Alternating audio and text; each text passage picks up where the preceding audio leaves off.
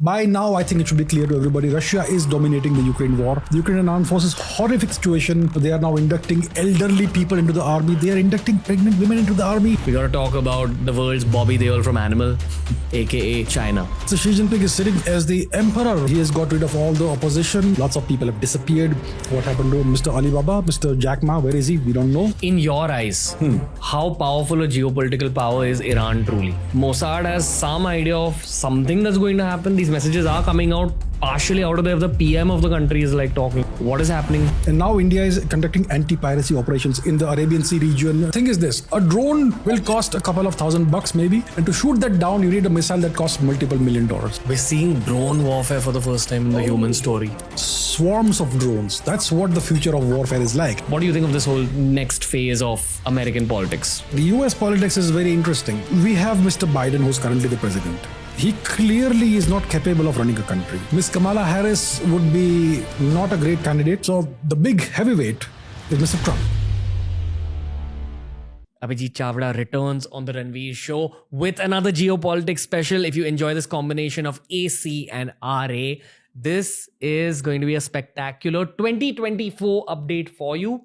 It's a very quick fire recap of everything that's happened last year, everything that's happening right now, and it's also a little bit about the present and future of all our countries. And I sincerely hope that it's not just Indians watching this, because we've really tried touching upon a lot of different stories that are happening from all over the world. But without further ado, this is the legend Abhijit Chavda, who returns for this geopolitics special on TRS.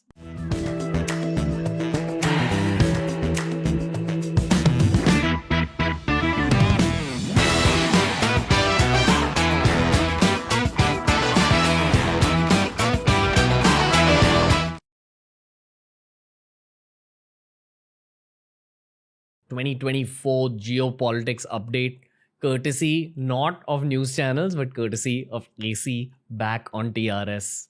What's up, AC? All good. Thank you for having me again on the podcast. Let's do a very, very quick fire geopolitical update, actually. All right. Very quick fire. Let's go over a gist of what's happening for people who've not been that updated, and then we can build upon from there. Yeah, this is a very interesting year, 2024. It's a year of elections. We just had the Bangladesh elections. We're going to have the Indian elections, the Russian elections, the US elections as well, and elections in other places as well. So it's going to be a very eventful year. We have wars going on. There's a war in the Middle East. There's a war, an older war in Ukraine. There is conflict in various parts of the world brewing. There's China, Taiwan. There's always a flashpoint. There's North Korea that's acting up a little bit. The Middle East could be a problem. India and China on the disputed border between India and Tibet, we've had some issues recently. There's always Pakistan, the good old bad boy, the attack dog of other powers. And there's Europe, there's the recession in Europe. There is so much things happening. Russia is obviously, by now, I think it should be clear to everybody, Russia is dominating the Ukraine war. They are in no hurry. They are just sitting there, and the Ukrainian army has been destroyed more or less. They are now inducting elderly people into the army. They are inducting pregnant women into the army. The Ukrainian armed forces, horrific situation. Mr. Zelensky is still sitting pretty in Kiev. So there's so much happening right now, and there could be a lot of eventful things happening this year. One hopes there are no new wars, and one hopes there is no escalation of existing wars. But yeah, we are moving towards a period of geopolitical uncertainty, chaos. There's Afghanistan, of course, sitting out there. There's the Middle East. There's Central Asia also, interesting place. There's Africa. No one talks about Africa. There have been coups last year in Africa. Where? In Niger, for example, in Burkina Faso, there was a coup before that, and so on.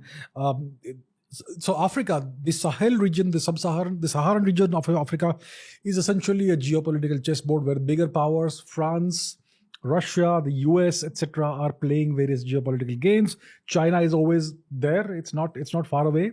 So there's a lot happening in the world. I hope we don't see a lot of chaos. And obviously there are the elections. And when there are elections, there's always the possibility of foreign interference in various elections. So there could be that. There was an attempt to interfere in the Bangladesh elections and to effect a regime change over there and get Sheikh Hasina out of power and get the opposition parties to power. Did not work out, and certain very big powers are not happy about that. They have said this was not a free and fair election. And they could do the same in other elections as well. So we over here will have to be careful. A lot at stake in various elections. The Russian elections, more or less, we could say that Mr. Putin should win. The US elections, God knows what's going to happen. So yeah, a lot at stake.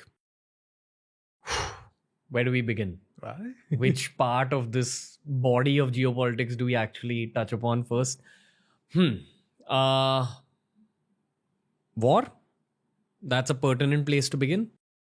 You tell me. What do you think, sir? Let's start in the most unlikely place imaginable. Let's start in Africa. Okay. So in Africa, there is this place called the coup belt of Africa. A coup is it's a regime change operation in which you typically a textbook way of planning and executing a coup in which you take control of certain key strategic locations in a country. It's typically the communication center. Old days it used to be the TV channels and all that, the TV station. Then you do a decapitation strike on a government, which doesn't necessarily mean killing people, but cutting off the head and replacing it with another head so that everything else remains the same, that sort of thing. So this entire region, the Sahara region of Africa, from east to west Africa, is called the coup belt of Africa. And there have been so many coups out there. And this place is dominated by France. It comes in the Francophone region of Africa. And we call this because the French had big colonies, huge colonies out there in the past during the colonial era. Today, France controls these regions through remote control. How? One of the means of doing that is by using the CFA franc. The CFA franc, it comes in two varieties, two flavors, but it's issued by the French government and the bank, the national bank, whichever, I don't remember which one. Look it up, my friends. The one in France. Okay, they issue the currency, they decide the exchange rates, and these nations use that currency, and they pay a certain amount of money to the French for issuing the currency and so on. So essentially, France controls the entire economies of these nations. Okay, and there is a group called ECOWAS, grouping of it's an economic grouping of Western African nations. Nigeria is one of the major nations in this. So it's a coalition which, again, one could say is controlled by France. So this region was historically, under French domination, even after the colonial era ended. And France obviously is part of NATO, and the dominant force in NATO is the US. So France, you could say, is controlled by the US to some extent, and France controls this region. So you can see where the chain of control comes in. So this region has had lots of coups. Every year, typically, you'd see a coup or two. Okay, it's like a supernova explosion happening here and there if you look at a certain region of space, that sort of thing. So recently, there was a coup in a place called Niger. Now, Niger is a country nobody has heard of. It's called, the spelling is Niger. It's called Niger. That's a French pronunciation. That's how I use it. So there was a coup there.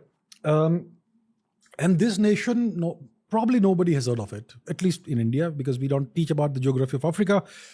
But it's a nation that's rich in uranium. Uranium is a fissile element which is used in nuclear reactors to produce power. 70% of France's electricity comes from nuclear power, roughly 70%, give or take a little bit.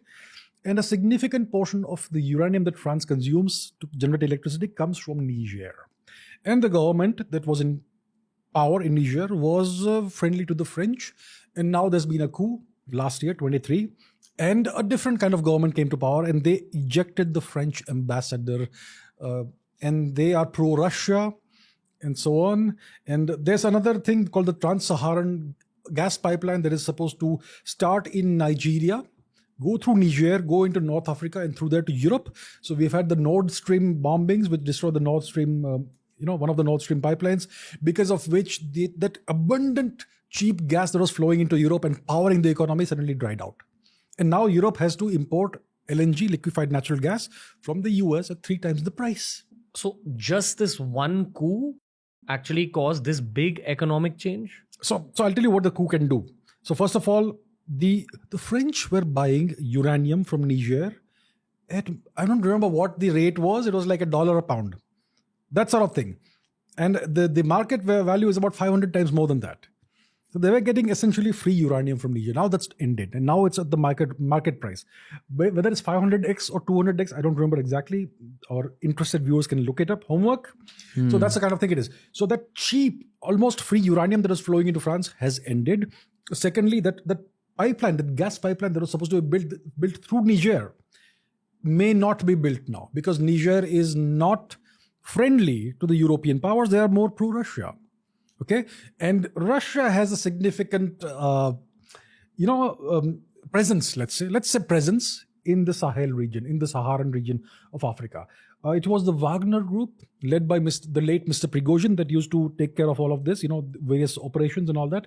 Now it could be other elements of the Russian army, or maybe a rebranded version of the Wagner Group that may be in all these activities, part of these activities.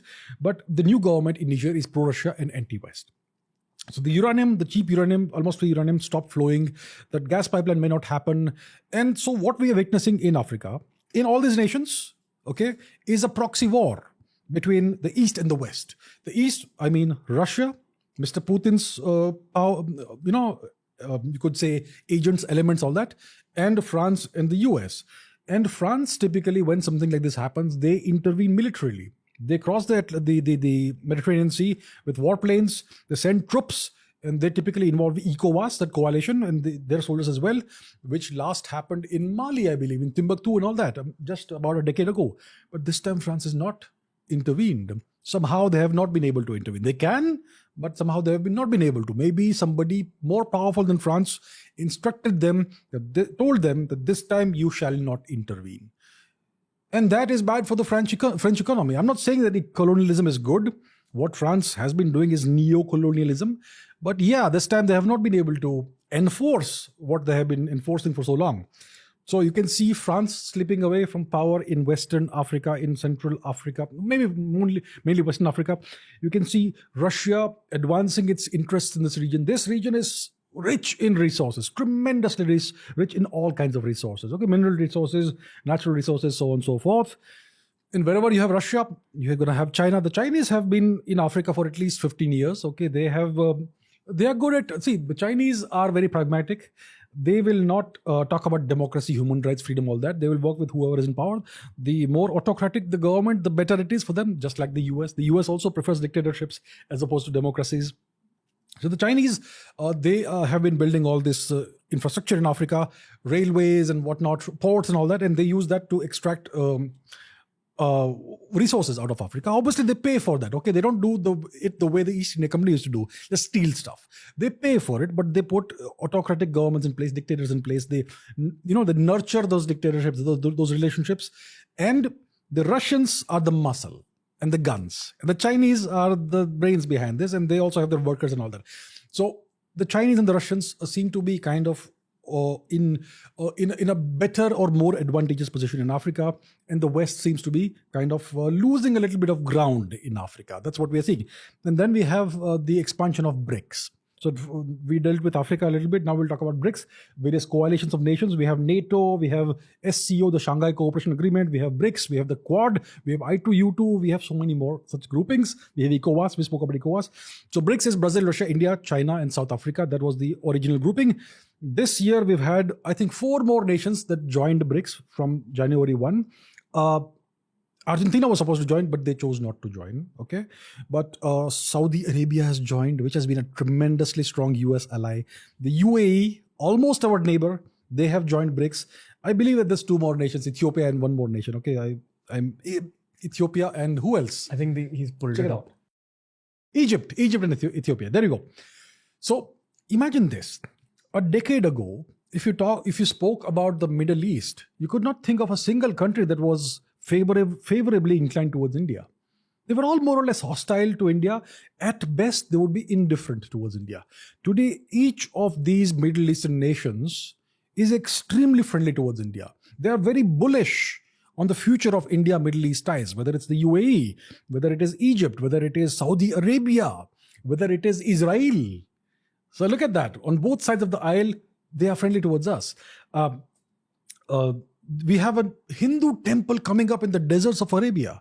It's going to be inaugurated on the 14th of February, if I'm not mistaken. It's coming up in Abu Dhabi, in the UAE. And Mr. Modi and the Sheikh, the ruler, the leader of Abu Dhabi, Mr. Mohammed bin Zayed Al Nahyan, they call each other brothers.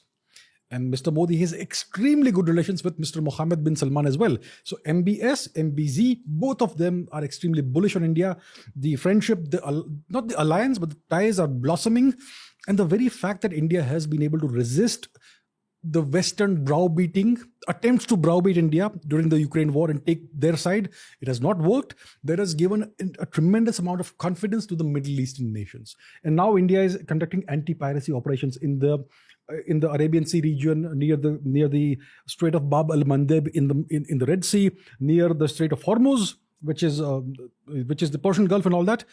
And that shows what India is capable of. And these nations know that India is not an expansionist, hegemonic power. India is not going to turn up in the middle of the night and invade them. We are going to have a very robust relationship. And this has given them a tremendous amount of confidence that they can now perhaps start thinking of no longer sucking up to the US. And they have a rising power that is a great friend of theirs and very respectful of Arabic culture. And so it's a relationship built on mutual respect. So the UAE and Saudi Arabia are part of BRICS now. Can you believe it? I mean, they get most of their weapon systems from the US. You go to their airports, you will see those big American-made planes over there. They have Patriot missile systems for missile defense, anti-drone defense, anti-ballistic missile defense.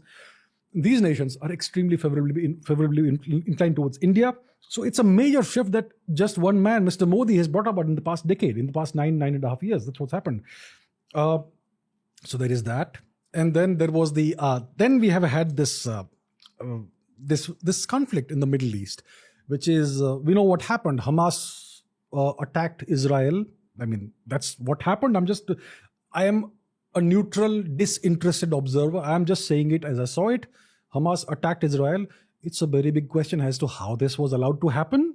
I mean, Israel has the best defenses in the world, the most state-of-the-art surveillance and espionage mechanisms in the world. They have Mossad, they have Shin Bet, internal, external intelligence, and yet they could not do anything when these Hamas terrorists cut those wires and brought the walls down with bulldozers and sent paratroopers on paragliders. I mean, what were the Israelis doing?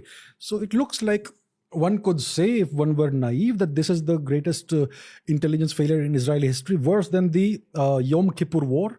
But if you look a little bit deeper, it looks very suspicious and very fishy. Okay, so I don't know what exactly happened, but this happened. Hamas attacked Israel. Israel attacked Gaza. And we have a conflict that's smoldering. Hezbollah in Lebanon is also involved to some extent. The other Arabic nations are also, I mean, look, nations like Saudi Arabia actually want peace with Israel. They don't want a conflict in the Middle East. They are looking forward to development. The king of the crown prince of Saudi Arabia, Mr. Mohammed bin Salman, has long-term plans of developing the nation, making it an ultra-modern nation. Why not? He has the resources, the money, the land. Why should he not do that? The UAE is an extremely forward-looking nation. They also want to develop the nation. They want to build more infrastructure. They want to have excellent ties with a variety of countries. So these nations, they desire peace. And yet you have this situation to their west, Israel, Gaza, there's Lebanon, Hezbollah involved. There's the West Bank of the River Jordan, which is between Jordan and Israel. There's the Golan Heights, so much happening there. So this is a new conflict that has suddenly emerged out of nowhere. And right now it's a major flashpoint. One hopes it doesn't escalate. But if it escalates, it can escalate to who knows where. Where is the conflict going right now? Oh, right now the conflict is kind of a frozen conflict. For now, it's a frozen conflict. There is no advancement of the lines. The lines on the map are kind of the same. There is a significant IDF presence in Gaza. They have bombed the hell out of certain parts of Gaza. There has been some military activity with Hezbollah, which is from southern Lebanon as well, between Israel and Hezbollah. Gaza, the Hamas has a tremendous number of very crude but effective missiles. They've built up those. They've built a large number of tunnels that the Israelis apparently were oblivious to. Hezbollah apparently has a lot of missiles. Then there's the Iranian factor. There's the Houthis in Yemen, who have suddenly acquired a large number of very sophisticated drones. There was a drone attack in Abu Dhabi. On the airport, they had to activate the Patriot missile defense systems. The thing is this, a drone will cost a couple of $1,000 maybe to acquire. That's the cost of this equipment. And to shoot that down, you need a missile that costs multiple millions of dollars. We're seeing drone warfare for the first time in the human story. Swarms of drones. That's what the future of warfare is like. And what's the response to that? Let's say you have an aircraft carrier. Okay, let's say you have an aircraft carrier of a large major nation. So this aircraft carrier will have defense systems, missile defense and other defense systems, anti-aircraft defense, anti-missile defense, anti-ballistic missile, anti-cruise missile. and it will have a ring of warships that are guarding it, destroyers and cruisers and all that. So it's a ring of defense systems, but it's just a numerical certainty. If you throw enough drones at them, it's going to hit. Now, what do you do with this multi-billion piece of equipment? It's so vulnerable. That's why aircraft carriers these days they stay out of conflict zones. They stay at a distance, at a standoff distance, and they hope nobody launches a ballistic missile at them, because ballistic missiles are travel at way more than hypersonic speeds. Ballistic missiles travel at re-entry speeds, 22, 23 Mach. Why was there an attack in Abu Dhabi, according to you? Because of Abu Dhabi. So, yeah, that's a good question, isn't it? Because, see, Abu Dhabi, the UAE is kind of a Western ally, even though it's now part of BRICS as well. But it's kind of a Western ally. The Americans have their own bases, kind of. You could say they have leased certain military bases in this country, including, and in Saudi Arabia as well. So if you have the presence of American military equipment in a country, so some nations would see that as a fair target. Okay, so that's the sort of thing it is. And the Houthis, if you look at the history of Yemen, they have suffered tremendously for decades at the hands of the West. There's no other way of putting it. Horrific suffering that they have endured. The civilians have obviously borne the brunt of it. There was this conflict that's still kind of on between Saudi Arabia and Yemen, in which the Saudi Arabian forces were used to target Yemeni positions. There are various factions in Yemen. There's the Ansar Allah faction, the Houthis, and there's the other faction and all that. So it's pretty complicated. I'll not go into the details of that because that'll be a whole different story. But yeah, so the thing is this.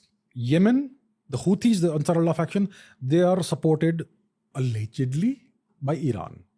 Okay? Hezbollah, again, allegedly supported by Iran. Gaza, who's that? The Hamas, again, Iran. And then you have elements in Syria, President al-Assad, who is, one could say, allegedly supported by Iran. There are groups in Iraq as well that are allegedly supported by Iran. Wherever you have the presence of Shiite elements. So we know how things are in Islam. I mean, it's very complicated, but if you look at it from a very, very far away perspective, it's Shia and Sunni. These are the two major sects of Islam. And Iran is a Shiite country. Okay, so wherever you have Shia populations, you're going to have some influence of Iran. That's typically, it's a very, if you were to explain to a 12-year-old, that's how you would explain. So some viewers may remember Mr. Qasem Soleimani, the Iranian general who was taken out by the Americans in a drone strike. He was one of their chief agents, one could say, who would go to these countries and give them various kinds of support, whether it is logistical support or financial support, or bring in arms, bring in fighters, and so on. So there is this entire thing. And Iran, it has acquired recently, in the last 2-3 years, a very sizable Chinese investment, one would say, apparently in excess or in around the realms of $45 trillion. It's a 25-year strategic deal. And obviously, Russia also is involved. They are acquiring Shahed drones from Iran in their fight in Ukraine. So you can see this entire axis emerging, Iran, Russia, China. Now, we have the situation in Syria. Syria was overrun by ISIS, much of it. They were, a few kilometers from Damascus at some point in time. And Damascus would have fallen, Mr. al-Assad would have fallen, but for the intervention of Mr. Putin. So now Russia has entered the chat, you could say, and they have bolstered the government of Mr. al-Assad. They have a naval base, Latakia, I believe, and they have aircraft bases and so on also. So the Russians have stabilized Syria. They have prevented this nation from being overrun by Western proxies. So you have this complicated scenario in the Middle East. The Middle East is always in crisis, and the crisis is always orchestrated from somewhere far away. So there's that. And I could just go on, but yeah, let's move on to something else if you want to. Okay. In your eyes, how powerful a geopolitical power is Iran truly? Because if you go to Geopolitics 101, it basically boils down to your economic advantages, your resource-based advantages, I would argue your population-based advantages, and your technological advantages. Fair? Anything else you'd like to add to this? I would say what also matters is the quality of your leadership and its willingness to take risks beyond your territory and within your territory. That also matters. you'd say that Iran is a geopolitical power to be considered as an impactful force on the world map? Or is it a puppet for one of the other traditional powers? That's a good question. So Iran, one could say, is a significant regional power in the Middle East.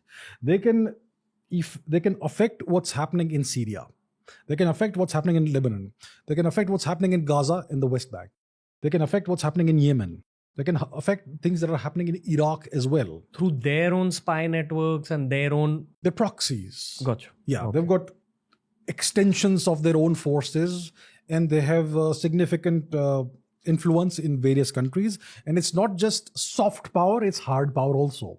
Okay, so there is financial support, there is technical know-how, there is logistical support, there is arms and ammunition support, and there's also, you could say, military agents, and maybe possibly plainclothes soldiers as well. Possibly. Okay, so Iran is a nation that operates beyond its borders. It is willing to operate beyond its borders. It's willing to take risks. It has a significant... Look, Iran hasn't seen a significant war since the 1980s, the Iran-Iraq war. And they have been developing their military. I'll tell you what, about half of the population of Iran is Persian. About half of it is Azerbaijani or Arab or whatever else. So you could say that Iran is kind of held in place, the government is held in place kind of by force. One could say. By force? One could say it's a police state. Okay, look, let me give you a very crude example. You go to New York, you will see cop cars everywhere, you'll see cops everywhere. You take those cops away for 15 minutes, there's going to be riots in New York, we know that. One could imagine the same kind of thing possibly happening in Iran as well, if you take away all the soldiers and all the cops. So much of the armed forces of Iran, one could say, some would say, are used to just enforce law and order and whatever else within the country. And some of that is obviously used for influencing outcomes in other nations. And they have a reasonably sophisticated military industrial complex. They produce very good drones. The Russians are buying their drones in large quantities. They have missiles, ballistic missiles, cruise missiles of various kinds. They have drones and they have a good. They don't have any shortage of arms and ammunition because they have not been involved in any major ruinous war. And they have China on their side because China wants Iranian oil and energy. And obviously, it makes sense for Russia to also align itself with Iran because Iran is an anti-US power, and the biggest threat to Russia today is the US. That's how just the global geopolitical chessboard is loaded right now. So Iran is a significant power, significant regional power in this entire region. They dominate the Persian Gulf region. They can blockade the Strait of Hormuz at any time, which could cut off half the world's energy supplies right there. Right? So they are a significant power. They have a good navy and so on. And they are willing to take risks, and they're always in the state of alert and state of, kind of slightly paranoid nation. Paranoid nation. Everyone's out to get us. I mean, look at what happened to them. There's a reason for them to be paranoid. The US used Saddam Hussein's Iraq against Iran to totally destroy Iran. Didn't work, but yeah, both nations were kind of half ruined by that war. And then the Americans imposed terrible sanctions on the Iranians. Medicines in short supply, everything in short supply. God knows how many Iranians died in that. And even now, the Iranians had signed this deal with the US. The what is it called? The Iran nuclear agreement, which was signed between the Obama regime and the Iranian regime. And Mr. Trump comes to power and he walks back from the agreement. And again, Iran is again a pariah, and again there are sanctions on them. So they don't trust the West. Once you sign an agreement, you got to honor that, right? A deal, a treaty. The treaty was not honored by the US. They walked back on it. So Iran doesn't trust the West, and they have good reason not to trust the West. And you see what happened to Mr. Soleimani. He was taken out in a drone strike in Baghdad.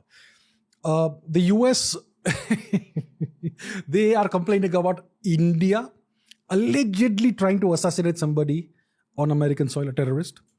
But they are very upset about that. But they are okay with assassinating anybody anywhere. They even assassinated Mr. Anwar al-Awlaki, allegedly a terrorist, maybe a terrorist, and his young son, both US citizens in Yemen. The Americans took them out with drone strikes, their own citizens. They took out Mr. What's his name? Soleimani. They took out Osama bin Laden in Abbottabad, Pakistan. We have never seen evidence of that, but that's what they claim, and so on. So the Americans can do whatever they want. There's a certain set of rules for them. The same rules don't apply to other nations. Other nations have to dance to a different set of rules and all that. So that's the kind of double standards and hypocrisy that the Americans are renowned for, and that's kind of why they are losing respect in the world today, especially because they are a declining power right now. So yeah, but coming back to your question, that's why the Iranians are paranoid. They have good reason to be paranoid. It's a version of the best defense is to go on the offense. Yeah, you have to like muscle up to get ready. It seems to me from the outside, cinematically so, that the Middle East is getting ready. At least Iran seems like it's getting ready. At the same time, there is conflict. So I would assume that a lot of the powers around the Israel-Gaza conflict are also waking up. In terms of everyone's on high alert. That's the sense that we get sitting here in India based on the news we consume through media as well as Twitter. Are we on the brink of a slight escalation of the conflict, or do you think it'll just kind of stay stable, for lack of a better phrase, just like the Ukraine-Russia situation? There's always the danger that this conflict could escalate. Right now, what's happening is that there is a bit of stability. The Americans have dispatched at least 2 aircraft carrier task forces in the Mediterranean, one in the Mediterranean, one in the Arabian Sea kind of region, close to the Persian Gulf, but not quite there. So that they're kind of out of harm's way, but these are there. So the task force in the Mediterranean, it can always target Hezbollah or Hamas if required. So that is there. So that thing is always at the back of their minds. You have another one in the vicinity of the Arabian Sea region, somewhere there, which kind of is a reminder to Iran not to overplay their cards. So they have tried to impose some stability through force in this manner. The problem is that Israel has been trying to kind of make better relations, mend fences with certain of his neighbors. It has a reasonably healthy relationship with Egypt, for example, Israel and Egypt. Okay, the Saudis want stability in the region. The UAE wants stability in the region, but there's always the problem that if there is too much of Israeli action in a place like Gaza, for example, or the West Bank of the River Jordan, which is on the other side of Israel. And if there are lots of civilian casualties, then there will be this public outcry that these nations' leaders would not be able to suppress, and they would have to act on it. If such a thing happens, then one could... So this is the extreme scenario I'm telling you, an asymptotic scenario, extreme scenario. If it goes beyond a certain point, if certain red lines are crossed, let's say like that, then one could see a scenario in which all the Arabic nations are forced to gang up and move on Israel. There's always the other angle, which one doesn't talk about, which is Turkey. Now, Mr. Erdogan, he has imperial ambitions of his own. He has dreams and visions of reviving the Ottoman Caliphate, the Ottoman Empire. He is active in Syria, he's active in North Africa. The Turkish troops, they occupy about 1/3 of Cyprus, which is an island in the Mediterranean, Eastern Mediterranean. So they obviously, Mr. Erdogan and his party, they express unstinting support for the Palestinian cause and all that. So there is this kind of dangerous neighborhood where everybody is kind of hoping nothing goes wrong, but everybody is prepared. If something happens, we go all in, that sort of thing. And the problem, the danger, the real flashpoint is that Israel is a nuclear power. They are an undeclared nuclear power, but everyone knows they have a number of nuclear weapons. Let's say 3 figures. And they have something called the Samson option, which means that if all fails, if all the missile defenses fail, and if we are about to be overrun, they will not go down alone. They will take everybody down with them. And that is a nightmare scenario. So yeah, it's a major flashpoint, and it just takes one misstep by somebody, one bad decision by some leader, or just some accidental occurrence that could trigger off something really bad. So the Middle East is on that knife edge right now. Dangerous situation. The reason I'm even asking you this question in the first place is because I think recently one of the cabinet ministers of Israel actually made a statement against Iran. Now the thing is, I would argue that a cabinet minister in a phase like this is a diplomat in many ways, and the messages you send out to other nations at the time of strife are thought out. It can't just be an emotional outburst. Mm-hmm. So I believe he said something like, we'll come for you, Iran, or something like that. Just type Israel minister's message to Iran. Did you see this statement? I haven't seen this. No, I have not.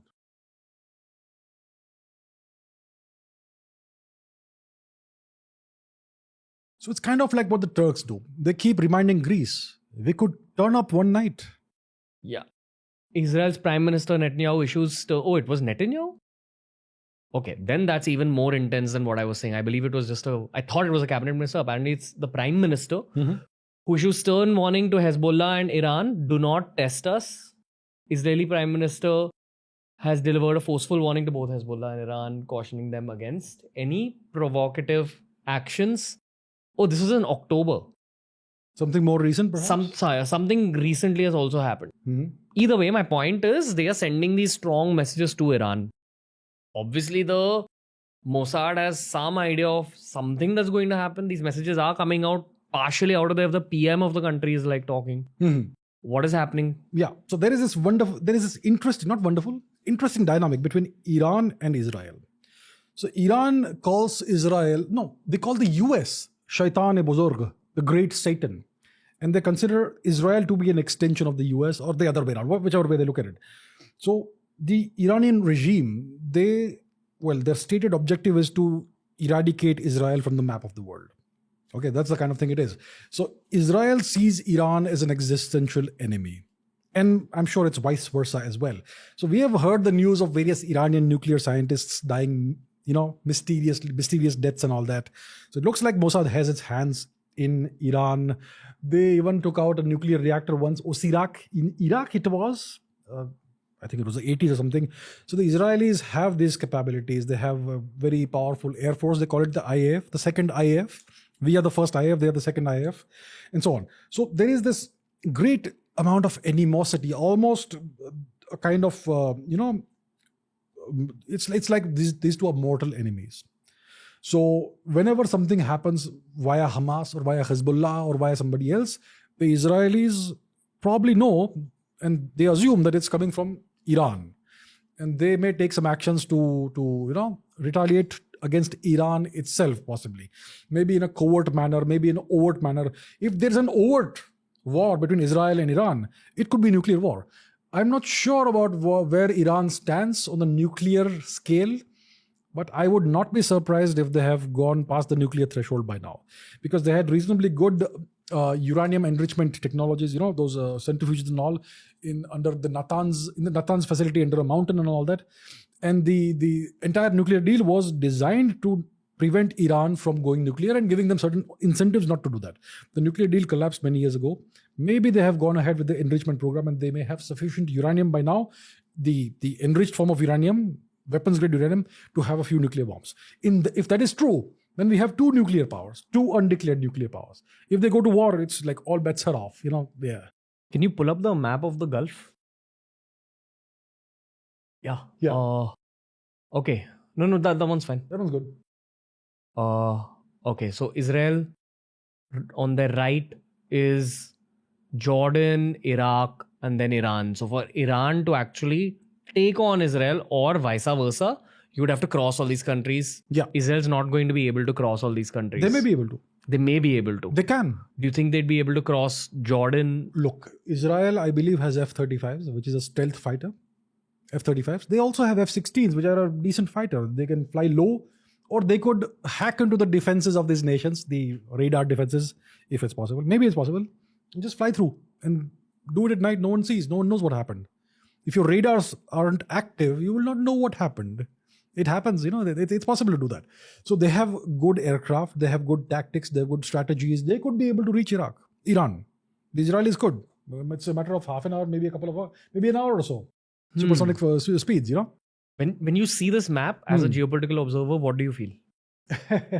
It's a loaded chessboard over here. It's a loaded chessboard. Every nation is like certain nations like Saudi Arabia, Oman, the UAE, they desire peace. They do not want any conflict. They want development.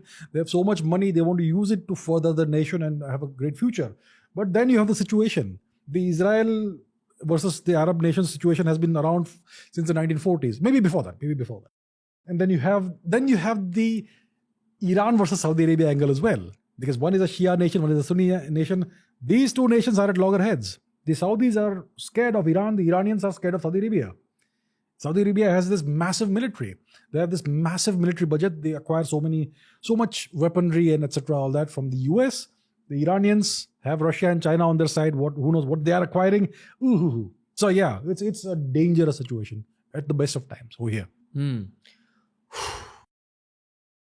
I remember on one of our past podcasts, we tried breaking down what the actual cause of war is on a primal level.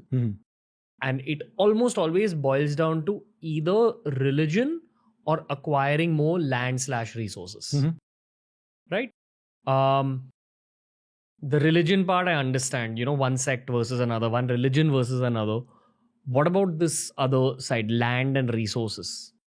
That has to be an angle, if not for the Gulf countries, then for the countries which are bigger geopolitical powers. America, Russia, China.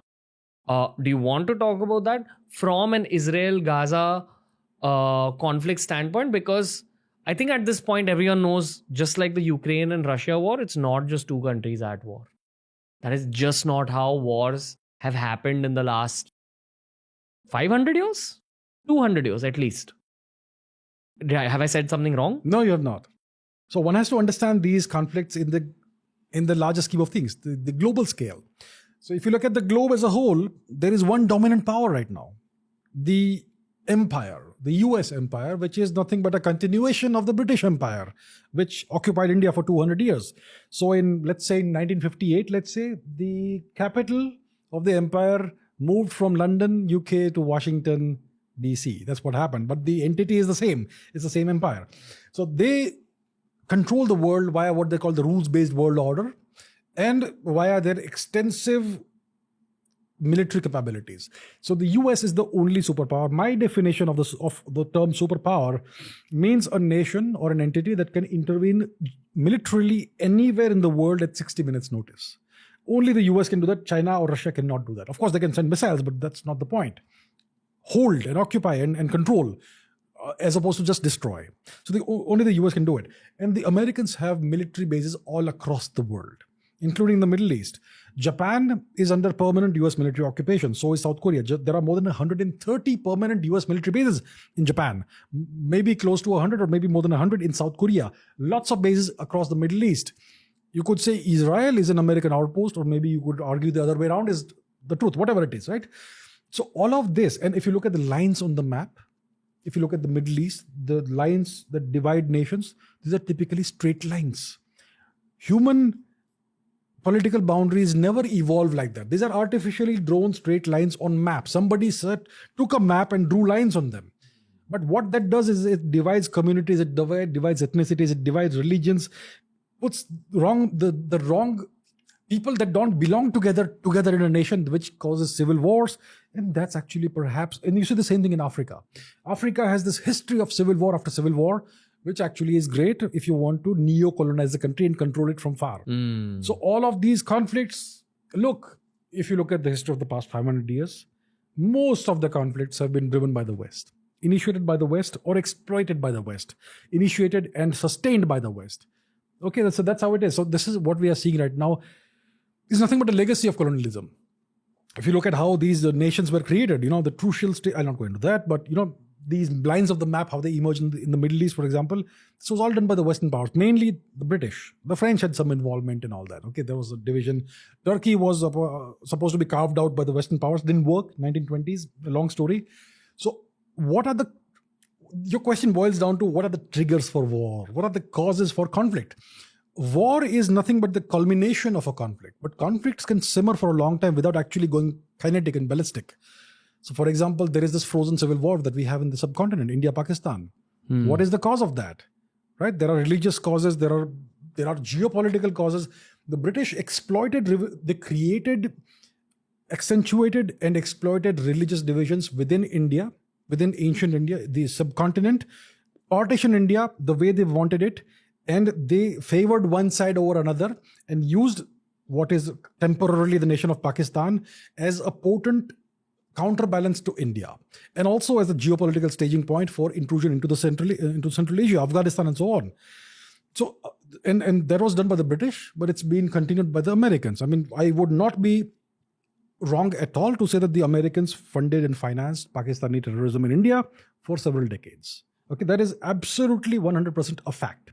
So that's what they've done. They've created conflicts, they've instigated conflicts, and they have sustained those conflicts and exploited those conflicts for personal gain. And that's what we are seeing over here. So there are so many causes for conflict, but it's typically, it boils down to human nature, to the basest of human desires.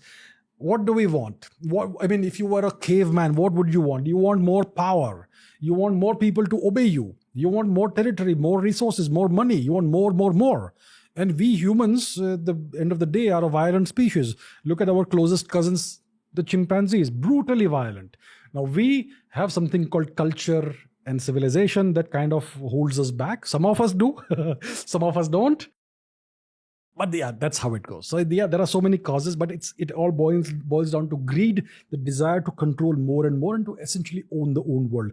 Long ago, when we had one of the first conversations, I said geopolitics is a sport. The objective is world domination, and there are no rules. You make up rules as you go. That's how it goes. In the movie Animal, when they introduced Bobby Deol into the movie, everyone's attention span spikes up again. Okay. Which is why I want to introduce China for the same reason in this All right. podcast. China's the Bobby Deol of this podcast. Are you familiar with the Chad memes? I am actually. Okay. Yeah. In meme culture, Chad is like a badass guy who just says it like it is. In a world with PR trained content creators, we have one, Abhijit Chavda, who speaks his mind. There will be people who will disagree with you. There will be people who will point fingers. But the fact that you're able to talk in a state of flow and you're able to openly express all these points and you casually drop a lot of these bombs. Like you just called India-Pakistan's rivalry a civil war situation. Yeah, it is. Yeah. And you just randomly drop these bombs in the middle of your thought essays. But I think that's why people gravitate towards your work. So we got to talk about the world's Bobby Deol from Animal, aka China. China. What's up? What's up with China? Mr. Xi Jinping is sitting pretty as the emperor of the current dynasty. The current dynasty is the Chinese Communist Party. So in China, when historians talk about Chinese history, they talk about dynastic cycles. You have dynastic cycles everywhere in the world, but they talk about Chinese dynastic cycles. So you had various dynasties that rose and fell. Whenever a dynasty falls, it's typically because of a certain set of reasons. They call it the mandate of heaven. If you have the mandate of heaven, you stay in power. Once you lose the mandate of heaven, you fall from the grace of the gods and you lose power. The mandate of heaven is very simple: control. If you have the wherewithal to control your country and its people, you have the mandate of heaven. The moment you lose that, you're gone and your dynasty falls. So that's how empires rise and fall in China. And the current empire is the Chinese Communist Party. And they don't have hereditary emperors. They have emperors who are chosen by the current dispensation. So previously we had, who was it? We had Mr. Hu Jintao and then whoever it was. And then now we have Mr. Xi Jinping, who is the current emperor. And he has made himself essentially emperor for life, amended some of the rules and some of the constitution and all that. He's essentially an emperor for life. That's what one could say. As long as it lasts, he's emperor for life. As long as he lasts in power. So to stay in power, you have to be tough in China. And that's what Mr. Xi Jinping is doing. He is consolidating his power. He has got rid of all the opposition, even imaginary opposition to himself. Lots of people have disappeared. What happened to Mr. Alibaba, Mr. Jack Ma? Where is he? We don't know. What happened to certain generals? What happened to their foreign minister? Disappeared from public life. One hopes they are somewhere. Whatever, right? So that's how it is in China. Chinese politics is really, really tough. Dog eat dog world. And so China, as we know, is an aspiring superpower. They aspire to replace and displace the US as the preeminent global power by 2049, 2050, somewhere around that time. The 100th anniversary of the 100th anniversary of the Chinese Communist Party taking over power in China. Roughly around 2050. The date eludes me. My dear viewers can look it up for themselves, right? So that's what it is. So the Chinese have built up this mega economy through manufacturing, and this entire process was aided and abetted and midwifed by the US. And this is known history. Now there is this big rivalry between the Chinese and the Americans. The Americans have gone all out in recognizing China as their number one threat. And there's something called the Thucydides trap, which we'll not go into. But when we have an existing power and there's a rising power, they say that war is inevitable, which is a lesson that was drawn from the Peloponnesian War almost 2,500 years ago in ancient Greece. And the writer was Thucydides. Okay, digression. Okay, so that's what it is. So China is this big power, but now they are facing challenges. They're facing challenges from the demographic perspective, from the economic perspective. The economy is slowing down. It's no longer galloping forward at 10% a year or 10% plus a year. Their figures say that it's around 5% something per year. But one has to take their figures with a few grains of salt. And then there is the demographic challenge, which is even bigger. The Chinese population, the growth is slowing down. There's something called the TFR, total fertility rate. To sustain a population at the current population level, you need a TFR of 2.1 per woman, which means on average, though every woman should produce 2.1 children. On average. Obviously, nobody can produce 2.1 children, but on average, that should be the figure. If you fall below 2.1, your population is going to start declining. Not just that, it's going to start aging as well. Now, China has this weird system that they enforce for a long time, the one-child policy. Chinese society is so stunted and weird. Think about this. Every Chinese person, take any Chinese person, he or she doesn't have any siblings, no brother, no sister, no cousins, no aunts, no uncles, no nieces, no nephews. It is such a strange society. And because of the one-child policy, which has now been relaxed, but because of the policy, every family, every set of parents treats their children as their most valuable and precious possession in the world, and they don't want to risk anything with their career, their lives, anything, right?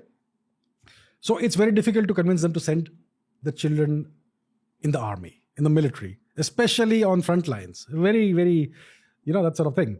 And the population is aging. Right now, the median age, the average age, I believe, is around 38 or something, if I'm not mistaken. By 2100, it could be in the 60s. The average age could be in the mid 60s. So imagine, and the population by 2100 is projected to be half of what it is today, about 700 million. Imagine a nation of 700 million people whose average age is 65. The average person on the streets or everywhere else is 65 years old. Who's gonna do everything? Okay, who's gonna provide the fighter pilots? Who's gonna provide the soldiers on the front lines? Who's gonna do all the science? Who's gonna do all the industry, all the workers, all the laborers? Who's gonna do that? Obviously, one could argue that artificial intelligence and robotics will solve the problems, but who knows? Come on, man. It's all far off. We don't have that today. So these are the demographic and other challenges China is facing. The economy isn't doing that well anymore. There are big bubbles. There's the property bubble. There's lots of other things and all. There are big challenges in the banking system. Lots of debt has been given out. There are lots of empty mega cities that have been built. No one's living there. Lots of problems. But the Chinese are optimistic. The Chinese Communist Party is optimistic and can take the nation forward. But we have these big, well-known problems out there. Then there is the expansionist, hegemonic mindset of the Chinese Communist Party. They have territorial disputes with all of their neighbors. Name one neighbor that they don't have a territorial dispute with, and I'll wait. There's no one. Whether it's Japan, whether it's Taiwan, whether it is Kazakhstan, whether it is Russia, India, we all know, Bhutan, everybody, Afghanistan, they claim the Wakhan corridor. They had these territorial disputes with Russia, okay? The Ussuri River region. So it's in the Russian Far East and the Chinese Far North. So there were these clashes in 1969, the Ussuri River clashes. Hundreds of soldiers died on both sides. The two nations nearly went to war. The Russians had decided to nuke China, and it was the Americans under Nixon and Kissinger who threatened them with retaliation, and that's how China was saved. So there was this boundary dispute, the large Ussuri River boundary dispute that was resolved in the early 2000s. Now the Chinese have published a map last year, 23, in which they have reopened the border dispute and claimed certain of these territories as their own. And they've also renamed certain regions in Russia to Chinese names. So the Chinese are playing the same old games they play with everybody, with Russia. Imagine this. Today, the world is looking at China and Russia as allies. I'll tell you what, they don't trust each other. The Russians do not trust China. They have Iskander ballistic missiles on the border pointed at Chinese targets, and there would be missiles aimed at Beijing as well, and vice versa. The Chinese will, I guarantee this, have missiles aimed at Moscow and other cities. Nuclear missiles, nuclear tipped missiles. So that is the situation. It's a kind of uneasy modus vivendi, one could say, an uneasy arrangement that they have right now, but they do not trust each other. The number one threat to Russia is China, and that's why the Russians are happy about India's rise and happy about the fact that India is not buckling in and giving in to Chinese bullying and whatever attempts they are doing. So, and then the Chinese are playing games in the Indian subcontinent. They're trying to woo Bangladesh. It's not working a lot. They are trying to open ports in our neighboring country, Myanmar, Burma. Okay. So the Chinese are playing these games. They are trying to woo Nepal. Obviously, our wonderful government from the 1990s, whoever was in power then, they toppled the Hindu monarchy of Nepal, which was very pro-India, and they supported a civil war, a Maoist insurgency, Maoist civil war against the monarchy. The monarchy was toppled. We know what happened in the palace. Horrible story. And then the Maoists took over. And today, most of the politics, most of the dominant politicians in Nepal are pro-China and anti-India. Many of them, not all, many of them. And so that's the deal. So the Chinese are trying to influence Nepal into being more and more of a satellite of China. Then they are bullying Bhutan into ceding territory to the Chinese, and they will offer a negotiated settlement in which Bhutan has to kind of become more and more pro-China.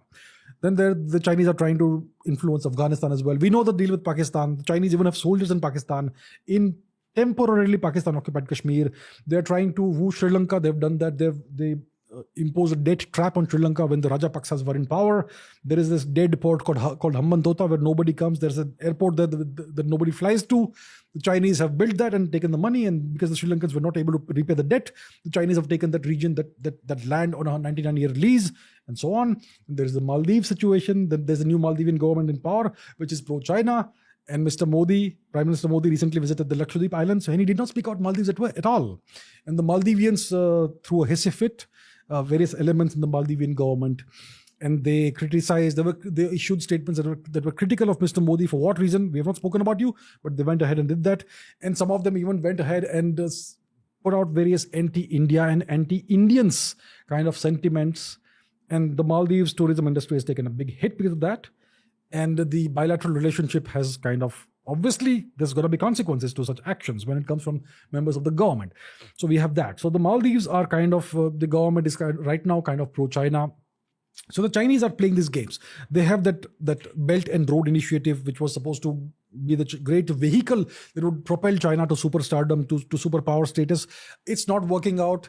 First of all, it's not, many nations are pulling out of it. Recently, Italy pulled out of the BRI. There's the Ukraine conflict going on, because of which the BRI infrastructure cannot be run through Ukraine. So it's kind of not working right now. I don't see it working in the long term. They also had the Maritime Silk Road. Even that is kind of dead in the water. These great Chinese initiatives and dreams are not quite fructifying. Obviously, they will try their best to revive this and make it work. They have what they call the string of pearls, which is a network infrastructure building spree to encircle India with Chinese ports, with Chinese assets in Pakistan, in Gwadar, in the Maldives, in Sri Lanka, in Burma, and so on. They also have a listening post in the Coco Islands, just north of the Andaman Nicobar Islands. They have a port in Djibouti, which they operate, and so on. So the Chinese are trying to encircle India at sea. They're trying to encircle India in the Himalayan region as well. So the Chinese games are continuing, right? But India is rising. And as long as India manages this situation and ensures that we don't get embroiled in a major conflict, military conflict with anyone next 20 years, they're going to be unstoppable. And the longer India goes and rises, see, India's growth is the largest in the world right now. India is the only economy in the entire world that is not under any threat whatsoever of a recession. And India is rising. It's growing at 6+, 7+% per year, depending on the quarter and all that. Sometime, hopefully, will exceed that. As India's economy keeps growing, and as your economy grows, your military might also grows. The longer it grows, the more difficult it is for China to tangle with India, because it is going to guarantee that they're going to get a bloody nose and they're going to lose some of their hard-gained assets and all that. So that's the situation right now. The Chinese are, they would like to rise, and they have these commentators on social media. Obviously, they have banned Twitter and Google and whatever, but they do use Twitter and all that. And Twitter somehow, X allows Chinese diplomats to use the platform freely and all that. So there's a lot of Chinese propaganda out there. They portray the West as this evil hegemonic power, which I would not totally disagree with. I would actually mostly agree with that. We know the history. But they try to portray India as an accomplice and an accessory to what the West is doing. That's the kind of spin they are putting on India's foreign policy, which could not be further from the truth. And they said that India is anti-China because of the West. Excuse me, you are claiming our territory. You've gone to war with us at least twice, thrice. 62, we lost. 67, we beat China. 87, we beat China again. Nobody talks about these clashes. And the Chinese are claiming Arunachal Pradesh. They occupy Aksai Chin. They have their footprints over POK, and they are calling us the aggressor. So that's the spin the Chinese always put. So China is a problem for India. If the Chinese behave themselves, everything would be good. But it doesn't work. That's not been their attitude. So when it comes to the India-China issue, there's only one solution. The only long-term solution is that Tibet should be a free nation, and the Chinese involvement in Tibet should end. Now, there is no threat of that happening anytime soon. At least the next 20 years, Tibet is going to be under Chinese occupation. And we know they've changed the demographics in Tibet. The Tibetan people are now a minority in their own land. So that's a situation, but the only way to ensure peace between India and China is for Tibet to be free. India and China have always had the best of relations, extremely friendly relations. India has been a net exporter of culture and civilization to China. What is the Chinese influence in India today? Nothing. What's the Indian influence in China? It's everywhere, all over the place, especially historically, right? So India has been a giver of culture and civilization and learning and wisdom and knowledge to China. And we have never attacked China. And not in 2000, how old is China? Let's say 3,000 years. Okay, let's say it's 3,500 years if you want to be nice to them. They have existed as a civilization for 3,500 years. We have existed forever. Not once have we had a conflict, India and China. It's only after they captured Tibet and we allowed that to happen. Mr. Nehru, the great, magnificent Mr. Nehru, made this happen. So it's only after the 1950s that India and China have had a temporarily shared border. And that's why we, two large powers, obviously there's going to be conflict if we have a shared border. So that's the situation. Long term, we need Tibet to be independent again. And that's the only way we can have peace between India and China. So China is a very big factor. It's going to be a very major power, at least till 2050, next 2-3 decades, definitely. But it's a power in decline. And so is the US, actually. And you spoke about Bangladesh. So Bangladesh and India, we have excellent relations in the past few years. The lady, the Prime Minister of Bangladesh, Sheikh Hasina, she has, how many elections has she won? I think 3. And she's just won the 4th one just now. And the Americans wanted a regime change in Bangladesh. They wanted the opposition to come to power so that we can have 2 Pakistans on both sides. At least a nation that can act like another Pakistan on the other side. So when she was not in power, when the current opposition was in power, you had chaos on the India-Bangladesh shared border. You had, obviously we still have some of it now, but you had this rampant immigration into India, illegal immigration. You had these terrorist, insurgent, separatist groups which were given shelter in Bangladesh that were wreaking havoc in the northeast region of India, the far east of India, which everyone calls the northeast. And it was overall an anti-India regime that we had. After Mrs. Hasina came to power, the relations have improved significantly. There's a lot of bonhomie between the two nations. There's a lot of cooperation on so many different fronts. The incredibly convoluted border between India and Bangladesh with enclaves and exclaves and enclaves and exclaves within enclaves and exclaves, all that nonsense, it's been resolved mostly. So we have a tremendous amount of progress on that front. There are still certain things that obviously can be resolved and worked on in the future. But overall, the relationship between the two nations has been extremely robust the past several years because of the stability of government that we had, Sheikh Hasina and Mr. Modi. And now the Americans were saying that they were essentially pressurizing Mrs. Sheikh Hasina to demit office and to give in to the opposition. And the opposition had gone on this violent rampage in Bangladesh, and they were putting pressure through street power on the government to abdicate power. Well, the election results just came in last week, and she has won again. So it's a good step for the stability of the subcontinent, for the future of Bangladesh, because she has helped the economy grow a lot, and for also it's a great step forward for the continuing robustness of India-Bangladesh relations. So it's great.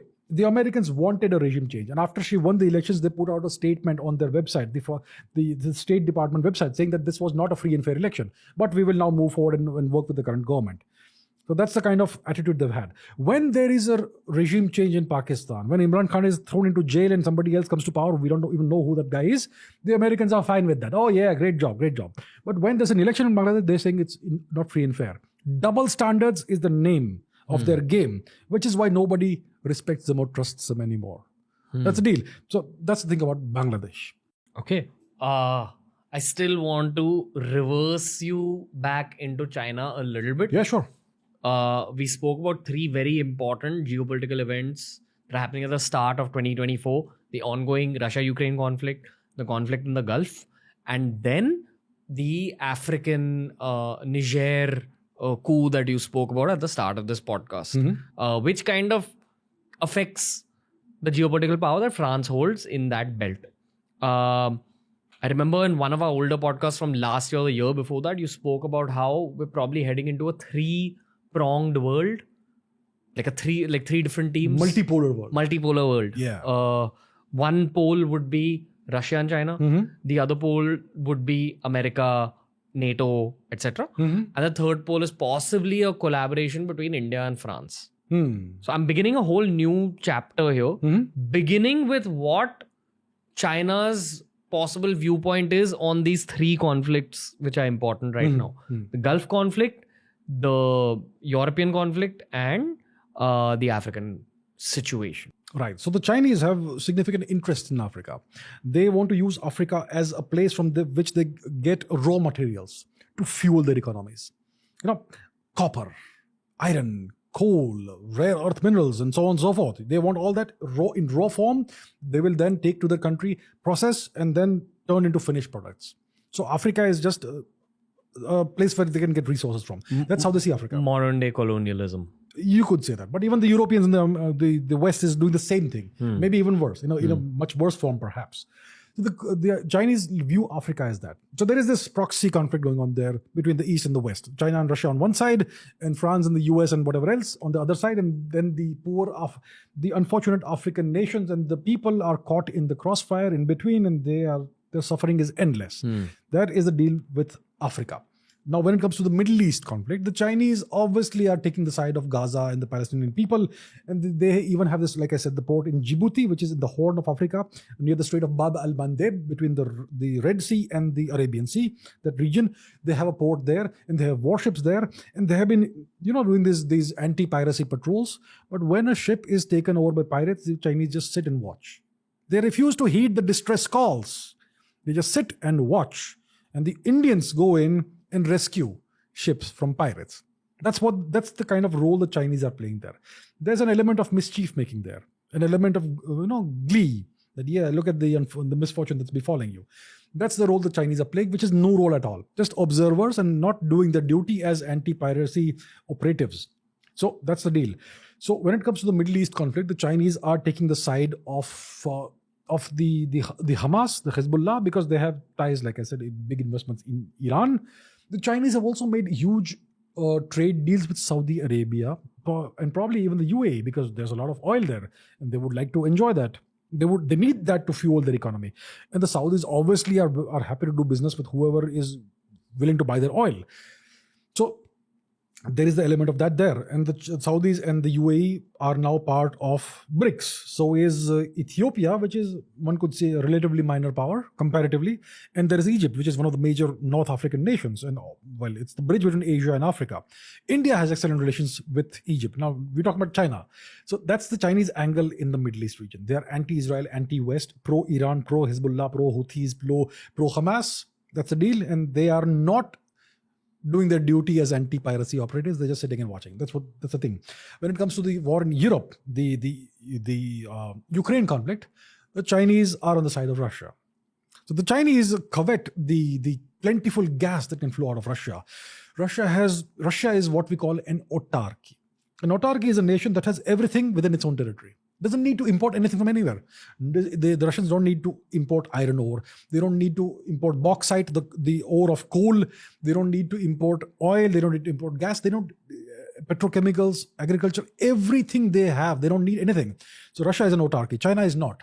So the Chinese would like to acquire this plentiful Russian hydrocarbons, gas, oil, all that, whatever other minerals, resources they have. And they would like to turn Russia into a client state, a vassal state. My favorite word, vassal. My viewers will know that. So they would like to turn Russia into a vassal state, and Russia needs a pressure release valve, which probably is India. If India can, to some extent, counterbalance China, it's good for Russia. So the Chinese are on the side of Ukraine. Chinese are on the side of Mr. Putin in the Ukraine war.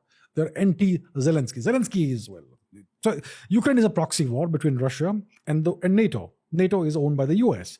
So the Americans wanted to turn this into a battleground and destroy Russia's fighting strength. Never happened. Instead of that, Ukraine got destroyed. And well, who knows how it goes on. One hopes the conflict ends sooner or later, because it's been terrible for the people of Ukraine. They've lost all their men. They've lost their young people. And so on. Yeah.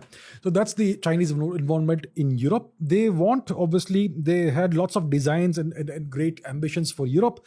They wanted to interlink Europe and Eurasia with China. This great infrastructure network, road, rail, all that, shipping.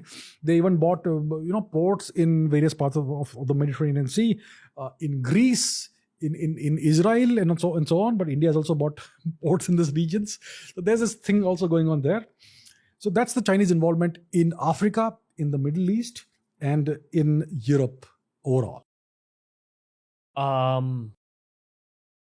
They're still the manufacturing hub of the world. They still are, yes. Making money there. So yeah, so there is this initiative called China Plus One. So most of these nations that use China as a manufacturing hub are now diversifying their options. They want more options. So they want China. China is there, but they want China Plus One. So they're looking at one more nation from where they can source their manufacturing. That could be Vietnam, that could be Thailand, that could be India, that could be Bangladesh, whatever. Now, it's a great opportunity for these nations, especially for India, right? So we are taking certain initiatives in that direction. And obviously, there's the Taiwan factor, which we have not spoken about. Taiwan is this big semiconductor manufacturing hub. TSMC, this major company which manufactures so much of the world's semiconductors, is based in Taiwan. The Americans have ensured that there is a new major mega plant of TSMC in Arizona. One more is coming up in Saxony, I believe, in Germany. So that will give them enough redundancy, because they own Germany. The Americans own Germany, by the way. So once that is done, once these two plants become fully operational, Taiwan loses whatever real importance it had. And then even if the Chinese try to invade it, the Americans can make sure that everything is destroyed, and Chinese inherit nothing but wasteland. Yeah, I was watching a documentary about the current situation in Taiwan. This is an election year for them. Yes, again, yeah. The party in power is anti-China. The opposition party is pro-China. No one's able to predict who's going to be elected. Yes. Therefore, the citizens are in a state of turmoil. At least that's what was shown in the documentary. And this could totally be Western branding and PR, because it is media at the end of the day. And all media is twisted based on the emotion of human beings. But either way, what was shown in the documentary was that people in Taiwan are preparing for war. They're taking these classes for self-defense, and at least that's the message. I'm sure that represents a sliver of truth, if not the whole truth, at least. Will we see another hot war-based conflict in that part of the world? There's always the possibility over there. See, recently Mr. Xi went to the US. He met with Mr. Biden. And apparently Mr. Xi told Mr. Biden that Taiwan's reunification with China is inevitable. It's going to happen one way or the other. It could be peaceful reunification, which they actually apparently desire, or it could be reunification through other means, which obviously means an actual ballistic kinetic conflict. Let's look at the two scenarios. The Chinese have been squeezing Taiwan, so to say. See, the Taiwan Strait is a small, narrow channel, just like you could kind of compare it with the English Channel, the strait of water between British Islands and Europe, kind of like that, okay? And the Chinese have a mega navy, numerically the largest navy in the world. And they always, these days, they routinely conduct naval exercises all around Taiwan. They have fighter planes, fighter jets overfly Taiwan all the time, violate Taiwanese airspace and all that. It's become a routine matter now. So they can, if they want, launch an invasion. Obviously, the Taiwanese defenses are very well prepared, and the Chinese would have lots of casualties, and they would lose a lot of assets, and it's not easy. It's not as easy as it sounds. But what this does is it pressurizes the people of Taiwan. It puts them under the siege mentality. It lowers the morale of the people of Taiwan. It's always like constant pressure. Chinese military exercises, Chinese live firing exercises into Taiwanese waters, Chinese fighter planes overfly Taiwanese airspace, sometimes even the island sometimes. And there is this barrage of Chinese language propaganda aimed at the Taiwanese people. And there is this interconnectivity between the two economies as well now. There are lots of Chinese companies in Taiwan. Lots of Taiwanese are employed by Chinese companies on the mainland and so on. So the Chinese are trying to, do it by other means, not through war. But at the end of the day, if all fails, they may possibly perhaps go to war if they calculate that the equations will work out in their favor. Obviously, the Americans would like to use that opportunity if the war actually happens to damage China as much as possible. But who knows? So I hope a hot war doesn't happen. The Chinese may be able to achieve their objectives without having to resort to war. But that is a long, small, drawn-out process. Would you say that one of the ways to predict the future from a geopolitical perspective, and even political perspective generally, is the policies put forward by governments that are in power? Fair to say? Fair to say. One, what would you say are the policies of the American government? Which brings me to the whole American election situation, because I don't know exactly how a presidential style system works in terms of policy. Okay. It's one guy and his team in power, and then the narrative about the deep state and all, sure. But if Trump gets elected, or our boy, Mr. Vivek Ramaswamy gets elected, how much will that change American policy? Therefore, how much will that affect geopolitics? And then I'd also finally like to head into our India chapter and Dr. Jaishankar and the Modi government's policies. But me, from a policy perspective, also a bit of a narrative about America mainly, perhaps China, and then India. Right. So when it comes to the US, they have this global domination. Their so-called rules-based world order, which is like the so-called international law, it's what dominates, trade and behavior of nations and all that worldwide. They also have this extensive naval network and military bases all over the world. So that's how they dominate the system. The Chinese are trying to create their own system, maybe a parallel system, which is the bifurcation of the world order. The Chinese and the Russians together with Iran and certain other nations against the American system. And we are seeing the emergence of multipolarity, which is the global south, which is kind of led by India. We have ensured that the African Union becomes part of the G20, which is now the G21, all that. So what's the deal with America and Taiwan and China? So the Americans, like I said, are making sure that they are moving TSMC to the US, to US soil and to German soil, which means they seem to be preparing for the possibility that the Chinese may invade Taiwan, in which case the Chinese should get nothing. And they will still have TSMC, which means that semiconductor manufacturing, all that will continue on US and German soil. So they seem to be beginning to go towards the, let's say, mindset that an invasion of Taiwan may be inevitable, or maybe a non-military takeover of Taiwan by China may be inevitable. Maybe not today, maybe not in the next 3 years, maybe in the next 10 years. But that seems to be the direction in which the American thought process seems to be going. Now, like you said, that the geopolitical future of the world can kind of be gauged by the various policies that governments have and various powers have. Because you can take a certain set of policies and kind of extrapolate where it goes in the future. And that kind of tells you what their envisaged future world order is like. Right? So if you look at all that, you can see that the American footprint seems to be slowly shrinking away. Okay, they are not building so many more warships. If you look at their arms production, their production of ammunition, missiles, machine gun rounds and whatnot, it's kind of not where it should be for a global geopolitical power. The Russians produce way more arms and ammunition than the Americans. Maybe the quality may not be as good as the American quality, like they say, like the West likes to say. But quantity has a quality of its own, like Joseph Stalin said. And yeah, so that's the deal. So the American footprint over the world seems to be slowly shrinking. Obviously, one cannot take them lightly. They are the major power, second largest nuclear arsenal after Russia. But overall, they have the biggest footprint all over the world in terms of military bases and ports and military presence, naval presence, all of that.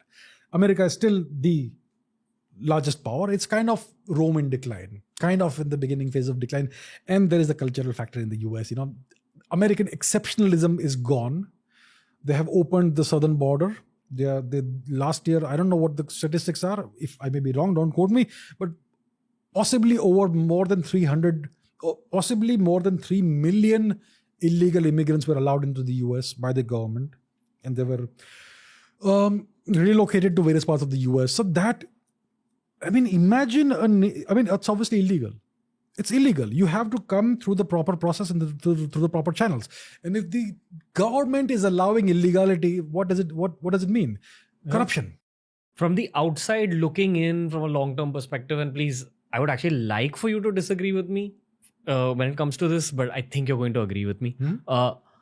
From the outside looking in, it seems like the way to fix America's future is to actually have a completely fresh perspective, ideally young perspective on leadership, which is not Biden or Trump. Trump is too chaotic.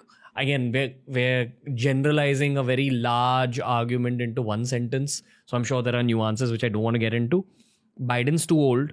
As Indians, we get shown a lot of Vivek Ramaswamy, who seems like a very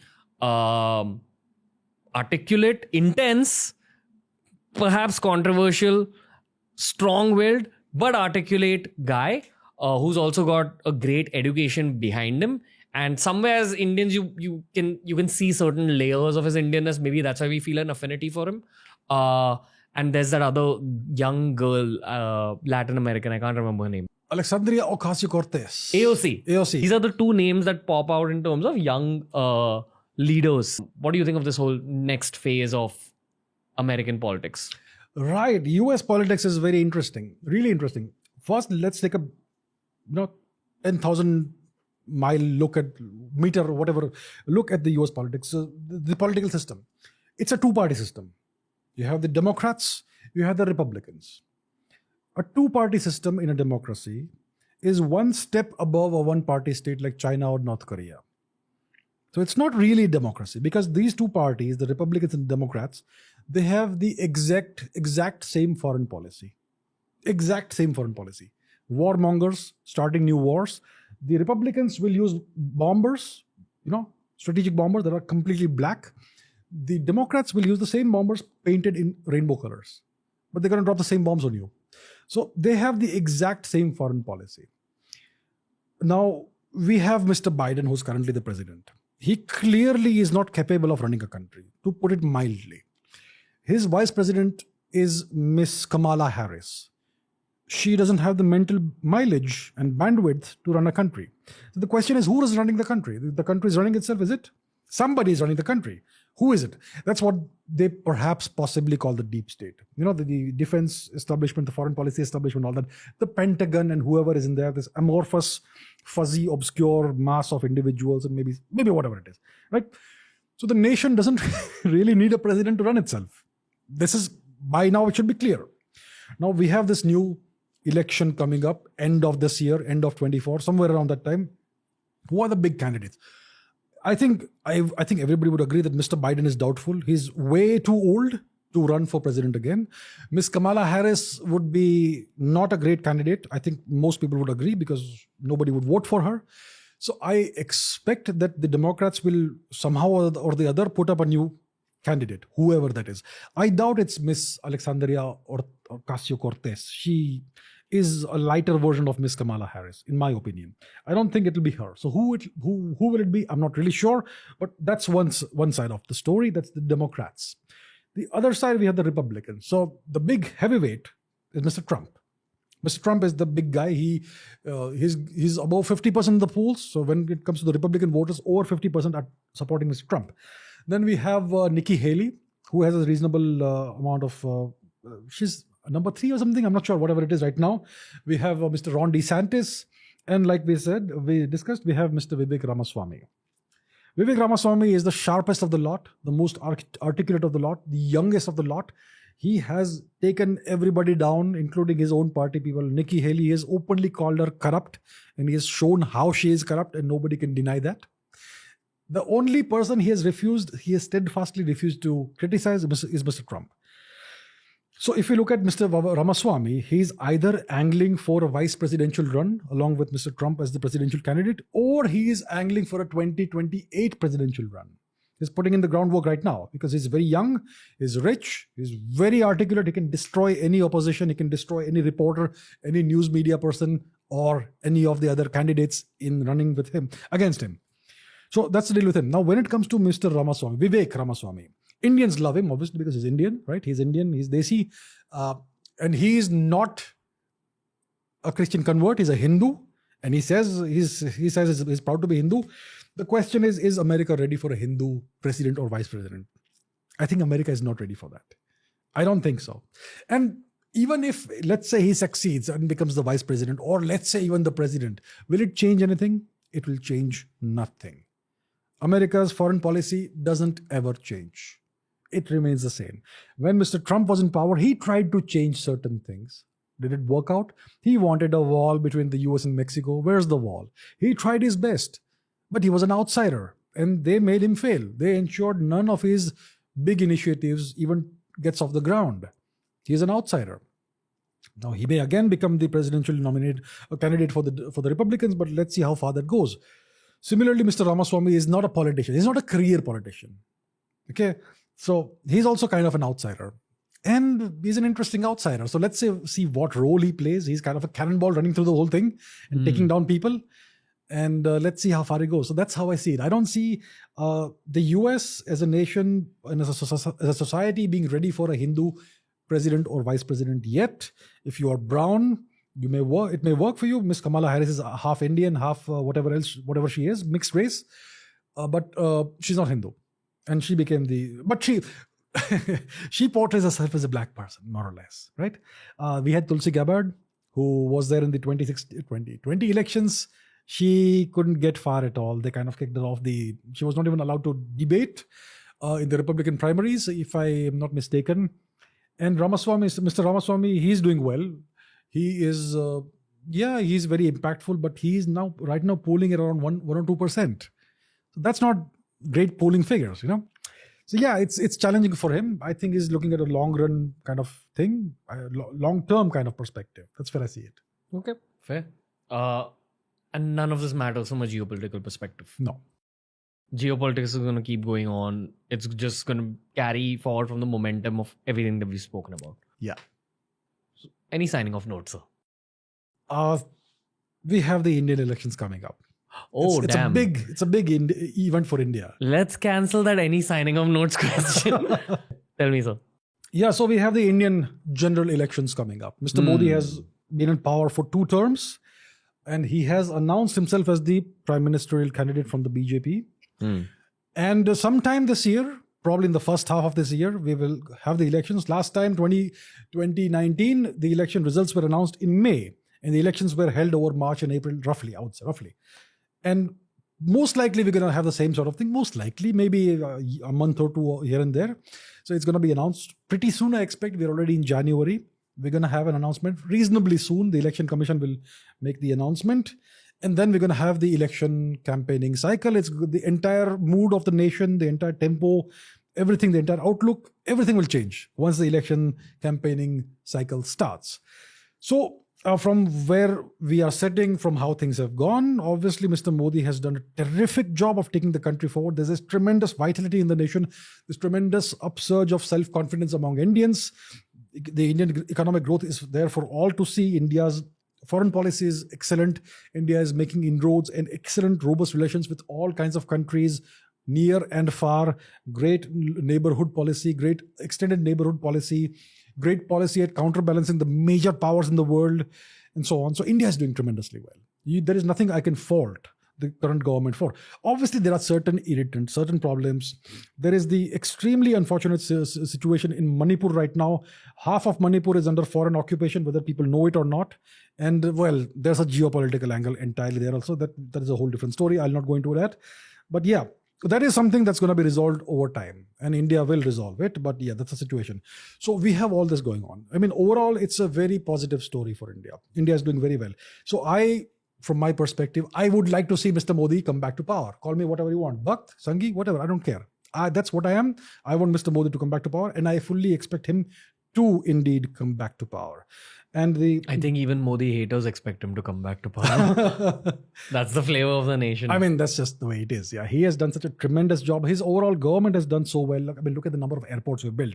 We have doubled the number of airports in the last 10 years. The number of new railway lines we're building up, the infrastructure we're building, the highways we are building. Look at the economic growth. We are coming up with a new semiconductor plant, a foundry in Gujarat. We are coming up with new ports in various parts of the country. There's a major transshipment port coming up in the Andamans. We are focusing on Lakshadweep for tourism. We have finally brought peace in Jammu and Kashmir. We have given the people of Ladakh their own due. I mean, overall, it's progress everywhere. If you look at the macro perspective, overall, the growth story is very, very impressive. Very few nations have been able to do such a thing in just 10 years. So we have an identity on the world stage now. We do. I mean, look at the last summit, the G20 summit. I mean, it was considered to be almost impossible to achieve consensus in the final declaration. And we pulled it off through tremendous diplomacy. Generally, even when I travel in the country, just the flavor of the couple of decades that we've had, or the one decade that we've had till now, Yes. is pretty pro-Modi. Yes, I agree. The question is who's going to succeed him. And I think we've discussed this in the past. It's between Nitin Gadkari, Yogi, and third name that had come Dr. up. Jaishankar, was it? I believe so. So let's take that up again. Look, the most important thing, the most vulnerable time for a nation is when there is a handover of power. Okay? That process, the succession process, is the most vulnerable time for a nation. There are so many, countless examples in history. If the succession goes wrong, whatever you've built up over the past 3 decades, 5 decades, whatever, it can dissipate itself. It can disappear in just a few years. Look at the USSR. So many examples.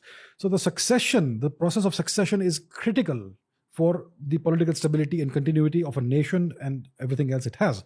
So whoever is next has to take over from what Mr. Modi has been doing and take it further, amplify that, and go even further than what Mr. Modi has done. So Mr. Modi is laying a foundation, a base for the nation, and then we have to use that as a springboard and go forward. So we need the right leader for that. Who's the right leader is a question. So, AC, if someone held a gun to your head and said, pick one of these 3. Pick one, with a gun to my head, I would say Yogi. Yeah? I'd say Yogi. I'd probably say Nitin Gadkari, but that's because I've podcasted with him and I got to know the energy. How do you say Yogi?